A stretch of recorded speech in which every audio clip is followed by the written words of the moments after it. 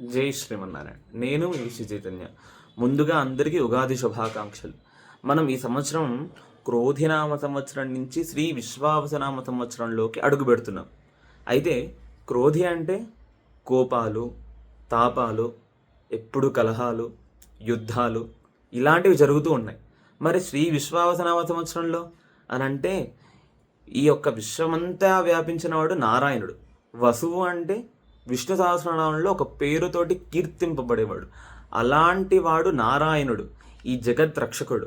అలాంటి వాడిని మనం ఏమని కోరుకోవాలండి అని అంటే, భగవన్ ఈ సంవత్సరం అంతా కూడా శాంతితో వృద్ధి చెందుతూ, శాంతితో వరిధిల్లుతూ, అలానే సిరి సంపదలు ఇలాంటి ఒక మంచి వాతావరణాన్ని మాకు ఈ సంవత్సరం కల్పించు తండ్రి అని మనంతా కూడా ఆయన్ని కోరుకోవాలి.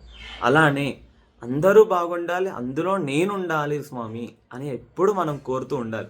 కాబట్టి అందరికీ కూడా నూతన సంవత్సర శుభాకాంక్షలు, అలానే శ్రీ విశ్వావసునామ సంవత్సర శుభాకాంక్షలు. ఇందులో మనం తెలుసుకోవాల్సింది ఏంటంటే, శ్రీ అంటే ఎప్పుడూ మంచి చేసేది అమ్మ జగన్మాత.